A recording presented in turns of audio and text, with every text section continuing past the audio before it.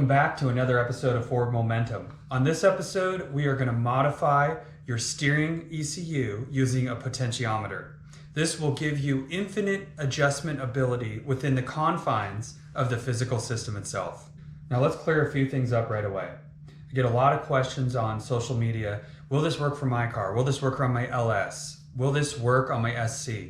The answer is, I don't know. But what I am going to do is show you how to modify this thing. You can go in there and check and see if you have a similar ECU or module that's installed in your car. If you're not familiar, that is what a steering ECU looks like, on the GS anyway. I think Lexus realized on the early models that the steering feel left quite a bit to be desired. It was distant. That's the best way to describe the feel. So L-Tune came out and offered an upgraded ECU, and then I think in the later models, like the 430s, some other models, maybe the GS300s, they offered an upgraded ECU. To put it in simplistic terms, the PCB or printed circuit board has a resistor on it, and all they really did was change the value of that resistor. Changing the value of that resistor in turn impacts the physical system, which in turn impacts the firmness of the steering while you're driving. The potentiometer gets installed where that resistor goes. I'm going to show you how to do that. It's not as simple as it sounds. Now, some of you car stereo guys and electrical engineers are probably saying, a piece of cake, I can do it. And you're probably right. I'm going to tackle this job and show you every single step of the way. A viewer and fellow enthusiast named David sent me this. Just said, hey, I'm sending you a potentiometer installed steering ECU. So he sent it to me. I took a look at it. Real clean install. Super nice guy. Told me all the steps and how to do it. So I'm going to go ahead and use my platform to pass that along to a lot of you Lexus and Toyota guys. Maybe there's some other folks that are interested in that type of car that would like to improve the steering feel. I didn't want to do this video until I tested it out myself. And I had a chance to install it. The install was super easy because it was sent to me already ready to go. All I did was undo a 10mm bolt, pull the ECU out, unplug it, all that, and then reinstall the new one. And then I adjusted the potentiometer or the dial. I could not believe it, driving down the road with one hand while I was turning the potentiometer, how the steering feel immediately firmed up or loosened depending on which way I was going. It responded within, I'd say, 1 to 2 seconds. And you can turn it all the way to the firmest setting and it's really tight. It's not dangerously tight or anything, but you can really feel the difference. And at a higher speed on the freeway or whatever, it just feels so much better. Almost like every little movement is going to impact the track of the vehicle. I can say that I've tested it and now it's time to show you guys how to do it. Now, if you've been following me for a while, you'll probably know that I've installed an upgraded ECU in the past. It was as simple as buying the correct one, which happened to be off a 430, and installing it in my early model GS400. And again, really easy, one 10mm bolt, unplug it, that thing drops right out from underneath your dashboard. I'll show you where it's located. My location is going to be different than yours because I have a manual swap on my car, and I had to move some stuff around under there. You'll be able to find this thing under there. It's very easy to notice with the blue, black, and kind of a brownish color. You'll see it up under there. You'll just undo the 10mm bolt, it'll drop down, unplug it, and that's it. So if you go back and check out one of my previous episodes, you'll see that I installed this and I was pleasantly surprised with the results. The problem is these are somewhat hard to find. There was a lot of questions about, should I get the L-Tune one? Should I get the 431? But now with this potentiometer, the sky's the limit. You can adjust it to whatever you want, zip tie that thing up under there and just leave it out of the way. Or you can have that thing out so you can adjust it on the fly all the time. If you're going through a parking lot, turn it to the easiest setting. Let's take a quick look at all the parts and tools you might need for this job. 3/8 ratchet, extension, 10mm socket. A small flathead is very handy to pry the front cover of the case off the ECU. Some type of rotary tool that can cut this panel off right here. I'll show you how I did that. The ECU itself, of course, you'll be removing that. Sharp, nice precision snips to get the resistor cut off the PCB. Some speaker wire, the potentiometer itself, some heat shrink tubing to protect your solder job, some flux, really good solder. I bought this because I didn't really have a precision soldering iron and you kind of need one for a PCB. These aren't very expensive. I mean, this was $42. It came with this stuff, so I just put this out here. It's not that you're necessarily going to need these items. But this whole kit kind of came together. And by the way, I'll link a lot of this, or I'll at least have a list in the video description itself, so be sure to go there and check it out. Now, this plastic welding kit is something I advocate a lot anyway. It's very handy to have around. I've used it a lot for various jobs around the garage and on my car. This will actually do a good job of resealing this panel back to the ECU, but there are a number of methods that you can do to reseal this on here. You could use THF, you could use glue, you can use plastic welding kit, whatever. This isn't necessarily an all-inclusive list, but this is kind of the basics to get you by successfully right here.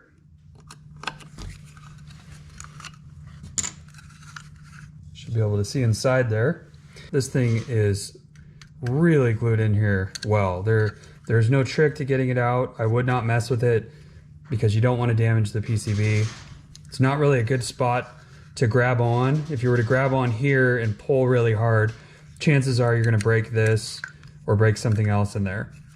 So we will gain access by using the cutoff wheel and cutting this hopefully real nice and clean.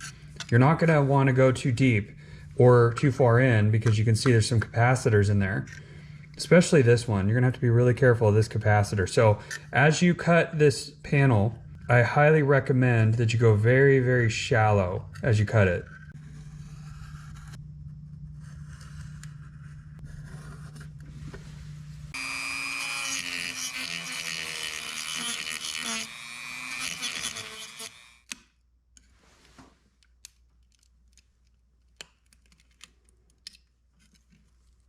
There we go.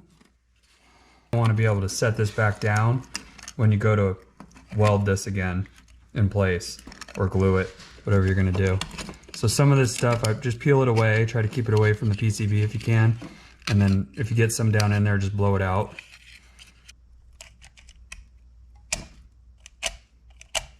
This is the resistor right there. It's going to be eliminated. And there are 2 spots on the PCB that will be utilized for the speaker wire. So you can see I basically got a hold of it and ripped the resistor upward. And now I'm going to clip it. If you wiggle it around enough, it'll come out of there. Right there. So there's the resistor.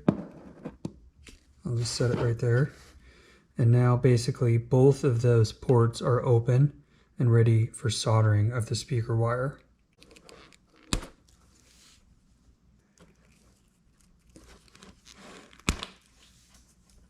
And it doesn't matter which wire gets attached. And we do have this heat-shrink tubing, and it's always a good idea to slip that on first because otherwise you won't be able to get it on there.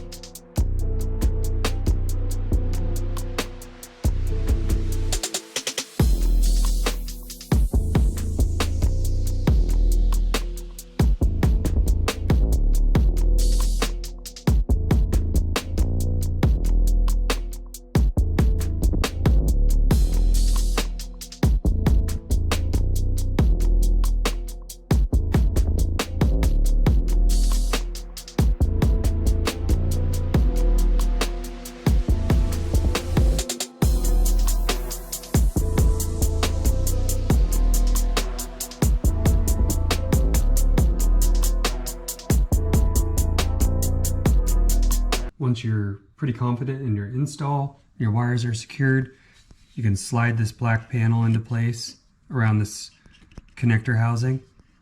And you can see my grommet is nicely secure.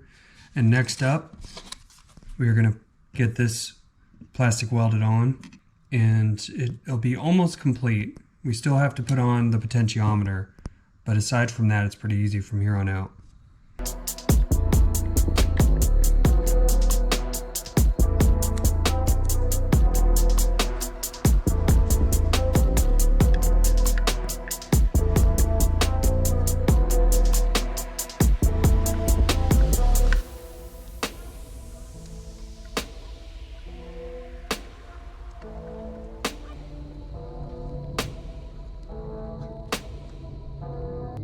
which leads to connect to on the potentiometer.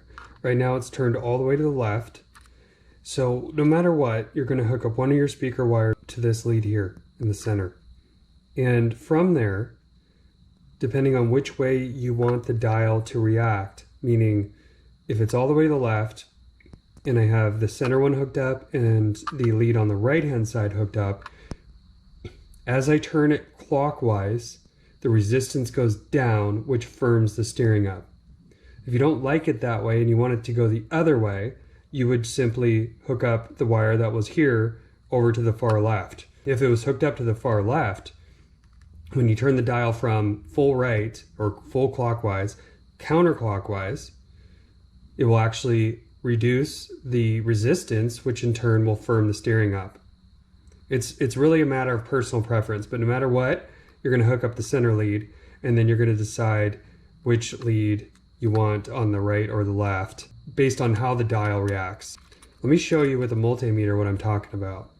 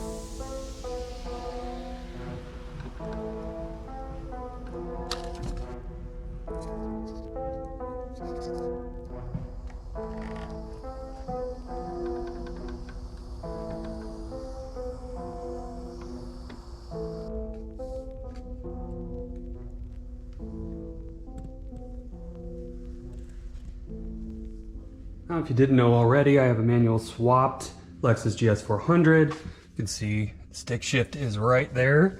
And 3 pedals, well 4 technically. But if you haven't seen any of my manual swap series, be sure to go check that out later. But for now, I'm going to show you where my steering ECU is currently mounted and also how to get off this kick plate. So the kick plate you're after is this black one right here.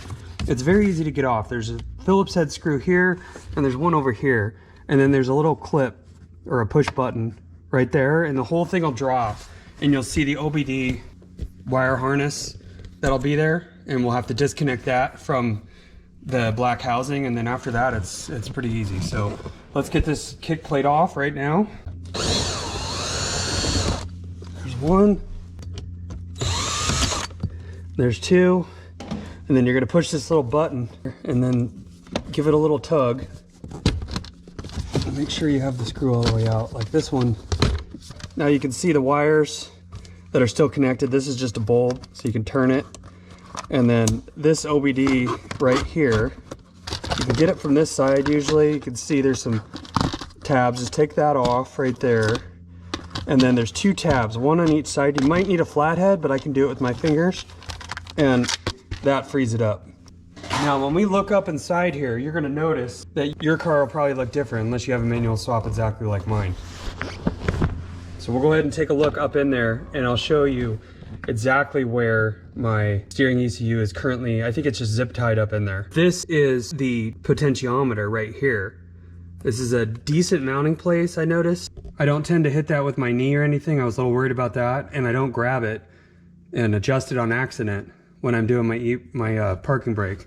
Third pedal might be in the way, but right here, it's zip tied to a wire harness. It's very light. Not going to yank any wires out. Just make sure it's clear of all pedal strokes, including the e-brake. Make sure if you don't have a manual swap, just put yours back where it belongs. But this is where mine is currently. You saw where the potentiometer is. It's just routed right up in there. Quick change of plans here. I decided to install the actual one I modified.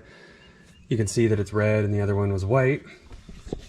So what you can do is fish your potentiometer up through, and then there's a pretty big hole right in there, and you can grab it and then undo this 10mm bolt that's here, and then it'll allow you to pull down on this, and you can fish the wire up and around this, and then you can put your potentiometer right here. I found this to be a pretty good spot for it. And then I'll go ahead and coil this and zip tie it and plug this in and zip tie it, and then we'll get to driving and I'll show you how this thing works. Works pretty good. Okay, one of the first questions will be, can you feel it at idle? So right now it's on the easiest setting. It's pretty easy. I'm gonna go ahead and turn it about 3/4 of the way to full. Clockwise, which would be less resistance, which would mean it should be tighter.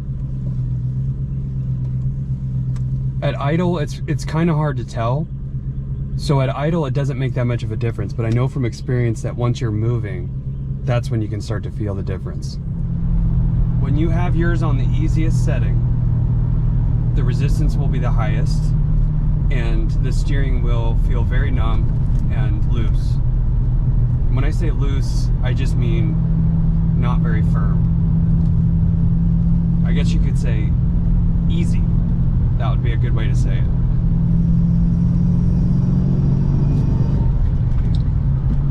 And then as you turn the dial, which I am now, to the tighter setting, it takes 1 to 2 seconds and it firms up. This is a 10K potentiometer, but as you saw from my ohm meter test, it goes to about 9.5, just over that. I'm not sure why you'd want it that loose anyways, but it's worth noting. So it's on the tightest setting right now, and I can back it off a little bit and bring the feel back into, you know, where I like it, and then you just leave it, and that's it. No resetting, it doesn't go back to default, nothing like that. It stays exactly where you want it, and if that's where you always want it, you can move it to another location, zip tie it out of the way. On the freeway, I prefer a tighter setting or more firm, so I'm gonna move it all the way and then back it off a touch, and that's a pretty good spot right there for high speed or higher speed tracking and feel. When you find yourself in the city, it definitely helps to have it on an easier setting when you're manipulating, you know, cross streets and turning and going through parking lots and things like that. Long sleeper here, and it's on a firm setting, and let's see how this feels. Feels really good. Nice feedback.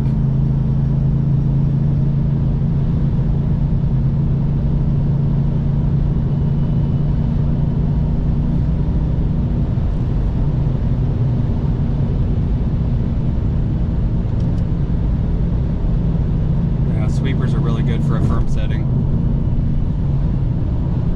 Easiest setting in a parking lot here. One-handed, no problem. Turning the dial to firm. Yep, that does get a little harder.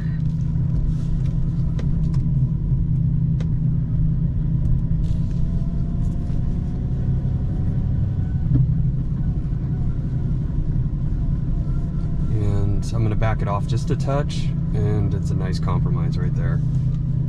Feels pretty good.